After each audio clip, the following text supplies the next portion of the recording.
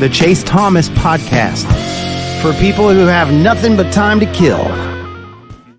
I will go ahead and tell you, I haven't played a video game in like a decade. I don't know if you're getting the game or you're planning on it. It doesn't move the needle. I read it, and you just immediately know that fans are going to get upset about this. It's content, and you knew like every podcast, college football podcast, was going to talk about this. We were going to see the graphics. Everyone was going to have their own perspectives on it. I'll run down the top 10 here. Man, I'll just go ahead and tell you. You just 8-miled me right there. I what? 8-miled me. Hate to Like see it. The whole the freestyle where he says what the guy's gonna say before he says it. Whatever. Go ahead. I haven't seen 8 Mile in a long time. That was a deep pull. I think I heard Jordan Klepper drop that line recently. So I was like, oh, okay, I get it. I tried to use it off. It didn't land.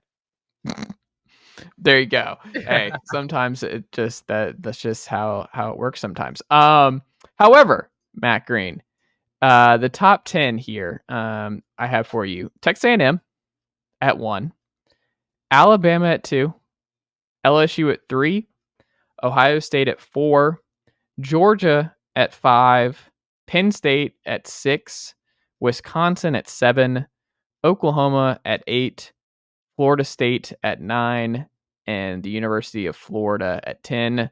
I'll go ahead and throw out for my Tennessee folks. They fall in at number 12 with only Clemson and Oregon ahead of them. I will also mention, because I 13. think I'll say it's 13th, excuse me. I'll also say that it's the team right behind them should also be in the top 10 in the Auburn Tigers, who we will get into in a second. But there was some people had some takes on this list, Matt Green. But what say you on what EA Sports did here in terms of ranking the top most difficult places to play in college football? And this is obviously like a really tough thing to do. I would like to know what their criteria is, because you look at like some records. Like I was like, are we going off data? Or are we going off feels? You know what I mean? Like I was shocked to see A&M number 1, to be honest. Like, I mean, I'm not like trashing their, like, I know people are going to be like, oh, they've lost like 6 games at home the last couple of years. How tough is it to play? Like, I'm sure people say that, and it's got some validity, but the team wasn't that great. That doesn't necessarily talk about the fans. So Michigan is 22-0 the last 3 years in at home. And it's like, that's basically recent history, right? Since the pandemic, last 3 years we had, Michigan's down there at 16. Like, I was a little shocked to see that. So it's like, are we going off data? Because I feel like that sort of data, Alabama's 20-1 at home. Alabama, I feel like, has never really been talked about as one of the loudest stadiums in the SEC. It's like they're the best team in the SEC, but the stadium has never really been like front and center when I think of Alabama. You know what I mean? Like, obviously they got like they have 100,000. I think they might be over 100,000 now. Maybe, but I'll go ahead and tell you, Tennessee was up on Alabama 4 years ago. Wasn't really phased going into the fourth quarter. They were obviously up on Alabama at the half last year. How'd that game finish, though? What I'm saying is Tennessee has had trouble on the road, like at Florida. Tennessee had some problems in the Swamp last year at night. The Swamp gets loud. The Swamp causes problems. Yeah. Bryant-Denny doesn't cause problems. Like, they're just a really good team. So. Like, Alabama, what happened here was the Nick Saban effect of them just winning a lot of home games. And I think people saw the maroon lights, because they remember the light war between Georgia and Alabama, between who had the rights to do that. Yeah.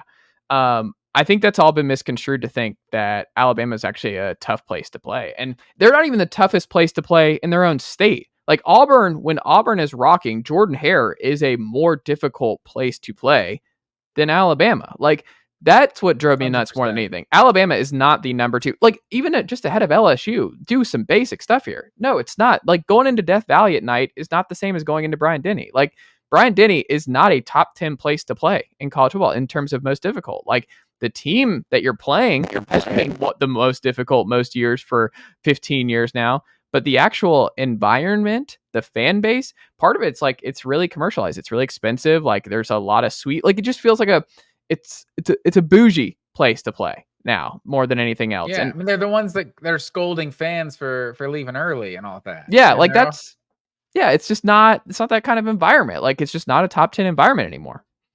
You know what? I think it hasn't been a top 10 environment like in the last 5-10 years or so. I wouldn't be surprised if it becomes a top 10 environment because maybe they get hungrier as a fan base. Like maybe they go 7-8 years without winning a national championship, and then they start to live on every Saturday again, like the rest of us have, because I think a lot of people will comment on Georgia being this high up for kind of the same reason. Like, oh, the team is really good now, but it's not one of the loudest places. But I think traditionally Georgia wasn't. But it's not just since Georgia got good.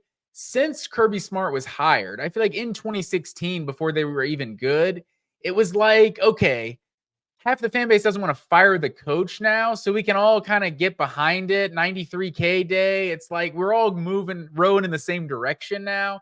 And you've seen the teams like the Arkansas starting the game with like 3 consecutive penalties and stuff like that. Like Tennessee with the game a couple years ago with all the penalties and that game just going nuts. It's like you've seen the actual like difference Georgia's home crowd has actually made in recent years. The problem has been kind of the lack of big time games in Sanford Stadium. Yeah, I think that's part of it. And I think Sanford will be rocking, especially this year. There's more of an appetite. Big games matter, I think, here. What do you think's number one? Because I was thinking about it, I'm like, if I'm going to complain about all this, who do I have as actually number one? I think I still go LSU. Like, I just think LSU at night is still, I would just say LSU Well, at LSU at night or LSU during the day? Is it the same thing? It matters because I just think LSU at night seems like it's points against them then, right? If it matters, Georgia was bringing it versus Arkansas. That was a noon kickoff, sir. Are you doing this? Are you No. doing Sanford Stadium in the same as Death Valley? I think Penn State at night is right there. I think if I had to go, I would probably go 1 LSU, give you my top 2 10? Penn State, 3 Auburn, 4 Hold on. Tennessee. You're counting. I was counting backwards. We got to create some suspense here. Can you want me to give you my top 10 now? Go give your top 10. Here's my top 10. Well, first of all, here's who missed it. Big time teams that missed it. All right. Utah, Oregon, Washington. I had Alabama outside my top 10. Also, the sneaky ones that don't get enough credit, although they were reasonably high on this list. South Carolina, Williams-Brice Stadium, underrated as far as rowdy environment. And then West Virginia. I got to show love to the Mountaineers. That's a rowdy environment. That's a wild card. Morgantown, West Virginia. So, number 10, I got to go Michigan. Number 9, Ohio State. And Ohio State's kind of teetering on that Alabama, like it's a big time stadium, but it's like the fans aren't always the loudest, but I still got to put Ohio State. It's still got to be one of the top ones in the horseshoe. Texas A&M at 8, Tennessee at 7, Florida at 6, Clemson 5, Georgia 4, Penn State 3, Auburn 2, and LSU number 1. What do you think about that list, sir? Hold on. Do the top 5 one more time. Number 1, LSU. Number 2, Auburn. Number 3, Penn State. Number 4, Georgia. Number 5, Clemson. So we both have LSU. You were giving me grief about LSU at 1. Like, I think it's LSU at 1. No, I was. But everyone always says that. Like, whenever they talk about Death Valley at night, it's like, okay, they do play some games during the day. So that I was going to say they do play some games during the day, and they sometimes get boat raced when they play at home during the day. I don't know if you seem to recall 2022 when Tennessee went in there. I remember that one. I was down. Blew them out. And they also get more night games than like any other team in the SEC. So that doesn't hurt. I think I'm going to go. Part of me, I think Florida has to be in the top 5. I think Ben Hill Griffin has to be in the top 5.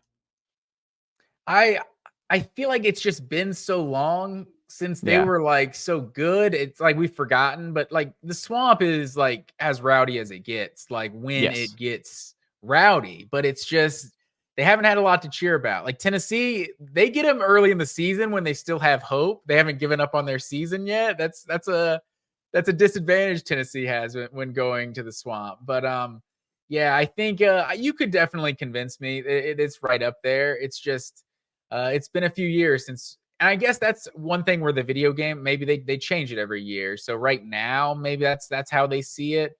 But I don't know. I was just surprised to see A&M up at number 1. I was too, and I don't really. I mean, A&M somewhere in the top 10. It's just not the toughest place to play. Like, it's just one of those where you know it's wrong. You know what I mean? Like, sometimes you can look at it and you're like, this is. I could see where they came to it. I don't see how they actually came to them being number 1. You know what I mean? Like, I just don't.